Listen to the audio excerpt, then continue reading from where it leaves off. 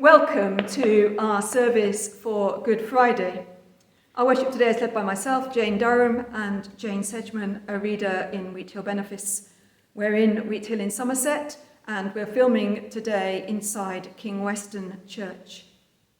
This service recalls Jesus' death and passion and death on the cross, and leads us to reflect on some of the themes that the cross evokes in us.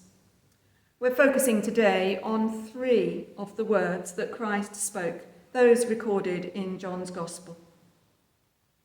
So let's pause and begin. In the shadow of our suffering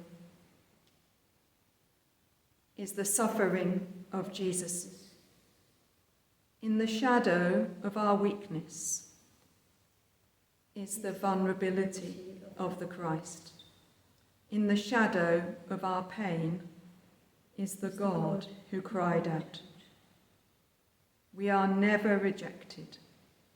We are never abandoned. Our first reading is read by Andrew Topp. St. John chapter 19, beginning at the 16th verse. Then Pilate handed Jesus over to the chief priests to be crucified.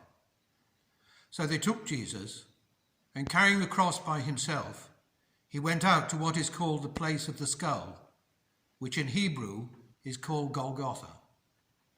There they crucified him, with 2 others, one on either side, with Jesus between them. Pilate also had an inscription written and put on the cross. It read, Jesus of Nazareth, the King of the Jews. Many of the Jews read this inscription because the place where Jesus was crucified was near the city, and it was written in Hebrew, in Latin, and in Greek. Then the chief priests of the Jews said to Pilate, "Do not write the King of the Jews, but write, 'This man said, I am the King of the Jews.'" And Pilate answered, "What I have written, I have written."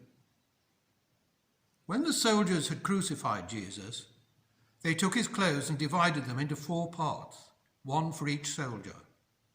They also took his tunic. Now the tunic was seamless, woven in 1 piece from the top. So they said to one another, "Let us not tear it, but cast lots for it, to see who will get it." This was to fulfill the scripture, which says, "They divided my clothes among themselves, and for my clothing they cast lots." And that is what the soldiers did. Meanwhile, standing near the cross of Jesus were his mother and his mother's sister Mary, the wife of Clopas, and Mary Magdalene.